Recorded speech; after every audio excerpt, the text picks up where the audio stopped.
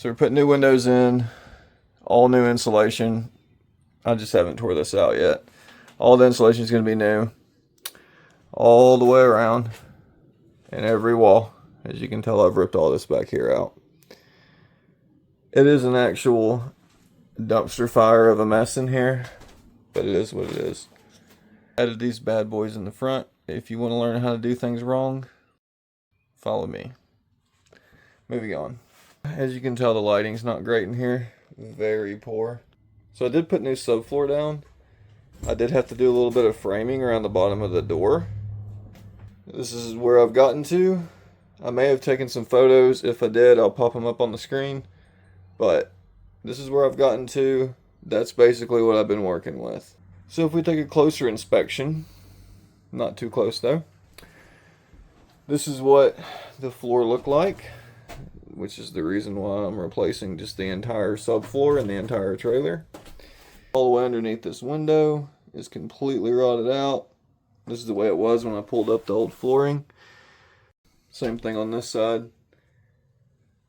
For some reason, they had the electrical box on the floor. The bathtub was here, and the toilet was where that hole is, but it was underneath where the shower is.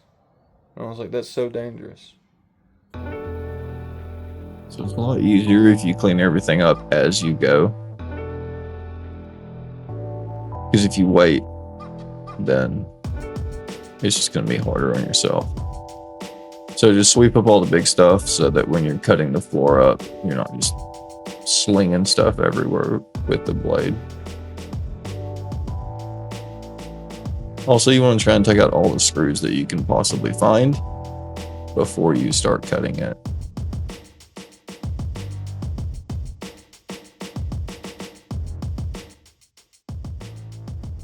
Right here, I'm just setting the blade depth. I pretty much usually just set it where it's just above the floor joist, so you're not cutting into anything. Just remember, if you cut another piece of wood, then you're going to want to change your depth.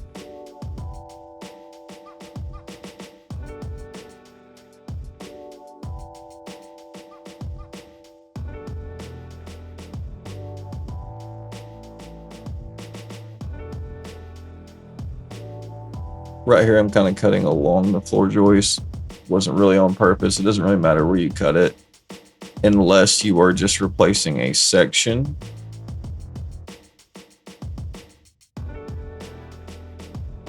If you're just replacing a piece of the flooring, then you want to try and cut along the middle of the floor joist so that when you put your new piece down, you're going to have a place for it to set.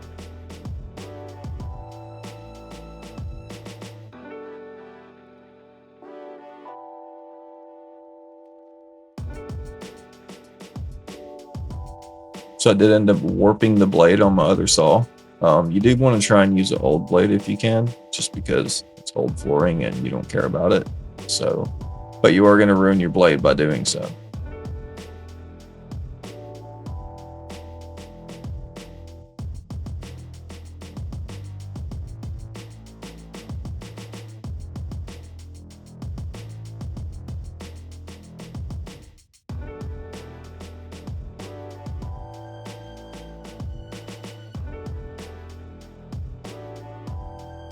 If you don't have one of these tools, I do suggest that you buy one. It is a lifesaver in a lot of different situations. You can buy just about any blade for them.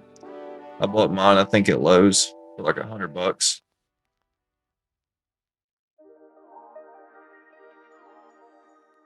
It does take a bit to get the pieces up. Sometimes you have to like pry it up. You find more screws, take the screws out, pry some more, still can't get it up. Take out more screws, and you finally get the piece up. Just take your time, be patient.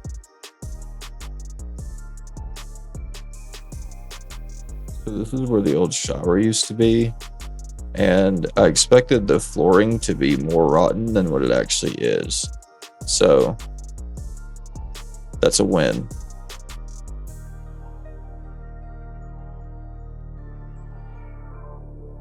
I do typically try and cut as close to the wall as I can with the blade, and then come back with the oscillating tool and cut the rest.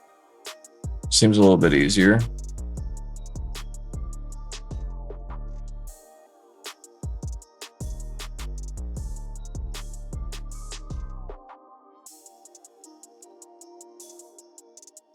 You're going to want to buy a lot of the contractor trash bags from the hardware store. You're going to want to buy, like, depending on the amount of work you're doing, at least 2 to 3 boxes.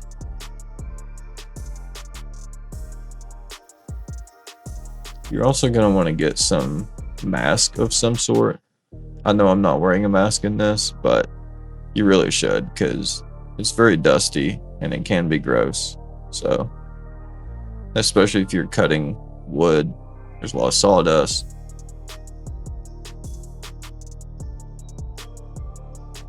And a decent vacuum really helps. This one's kind of small, but it does the job, I guess.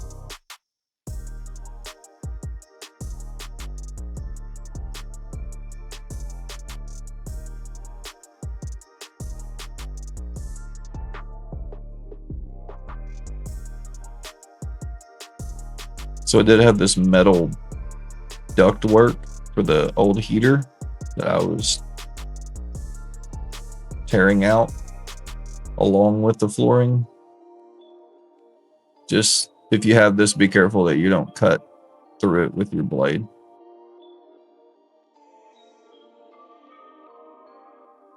Make sure that your blade depth is set high enough.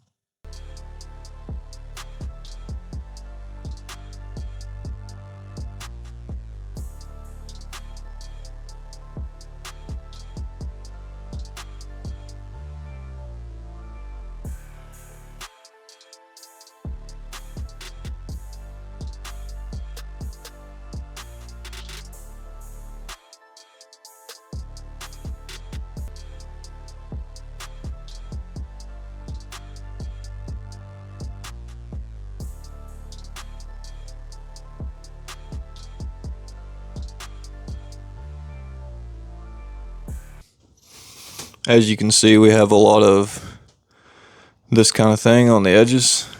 That's what we're gonna try and take care of now. Is just cut that a little bit. I did a little bit yesterday till my battery died, but we're gonna do the rest right now.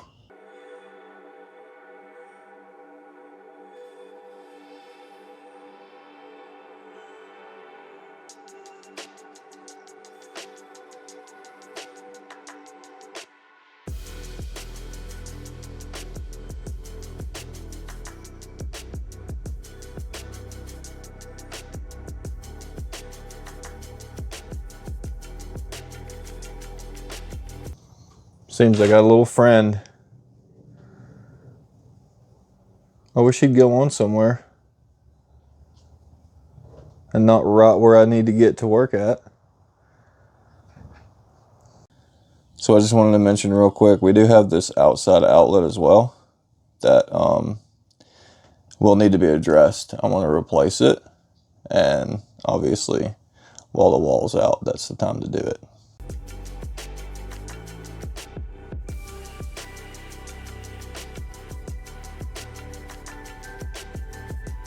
So this might seem kind of obvious, but if you're doing flooring or replacing subfloor in a house and whatever, an RV, especially an RV or a trailer where you have this tarp stuff underneath you, make sure you just have like a little piece of wood that you can stand on when you need to. I've been using it for my vacuum cleaner, not to stand on, but either way, that's not the point. So right now we're going to clean this right here up.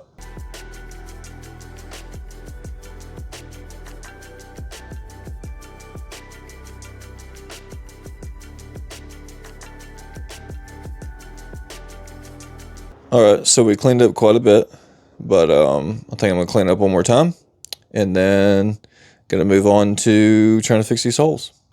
This is kind of random and out of the way, but I'm going to go ahead and replace this window first because it is really hot in here, and I could not open it because, anyway, I'll show you in a second. But if you can see, someone used silicone all the way around it. But the problem with that is it's really difficult to get off.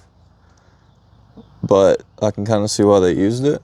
So it's really difficult to get the tape in between here and over here because you'll have a gap. And I'll kind of show you on the front one, the one that I've already done. But if you're not familiar with it, this is the tape that I'm referring to, beetle tape. So it's basically just a putty tape. That's all it is. And you use it as a sealer. You can buy it on Amazon. I'll link everything that I have that I use from Amazon. I'll link in the description. So the window that was in here looks like that. As you can tell, the seal on it is not that great. Flip it over, someone literally just put a piece of like plexiglass in here. No wonder why it was leaking so bad. This is the new window that we're putting in. I also bought this on Amazon, and I will link it in the description.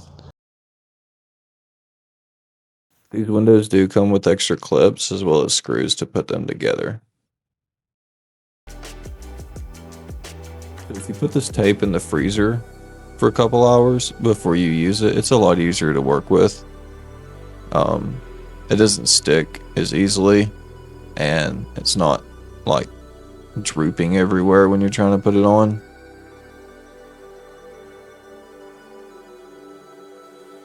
And you can see here where I'm having to put extra pieces in the gaps that I was referring to earlier. So you basically just slide the window in, and preferably you want to have someone help you hold it. I just put a ladder in front of it. So we're going to put the interior part of the window in now, the ring that goes around it that holds the window in place. Of course, we'll probably have to take it out or off again later to do the paneling, but for now we just want to put it in to hold the window in. So these windows have a tiny little groove that you screw the screws into that holds it in place. Yeah, so this is basically it, the new window installed. Of course, we'll have to come back and trim, just with a razor blade, come around and trim all the edges and take the plastic off. But for right now, I can just open the window and get some air in there at least. So just something I wanted to film that I don't think a lot of people talk about is how much trash that you're gonna have when you do a renovation. Of course, I did take up the entire, well, everything, gutted it, but some parts I'm gonna reuse. Like I'm gonna reuse this, hopefully, the drainage, but a lot of it, some of the tin I'm gonna reuse, a lot of the wood I'm gonna reuse, where I can, of course, but all this is trash. So I just wanted to say that there is never a such thing as a small amount of water damage. This trailer had a small amount of water damage, a small amount of water damage, a small amount of water damage. So I did this off camera, but I basically just double layered a tarp down just so I could kind of patch that gigantic hole that was in the floor. This is just more of a close-up shot of it. I did leave the original black layer under it as well.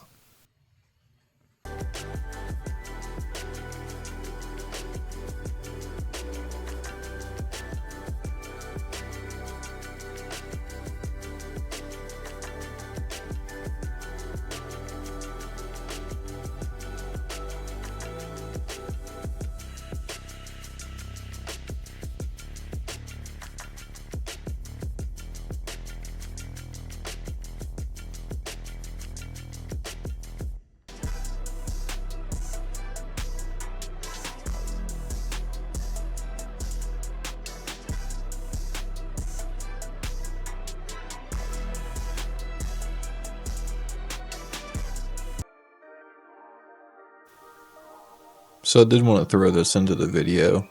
I actually did this earlier in the day, but I wanted to show it because I'm trying to leave the cabinets up and also cut around the water inlet. If you have this paneling, you can just cut it with a razor blade. It's pretty easy to cut, especially if you want to leave a cabinet up or something like that.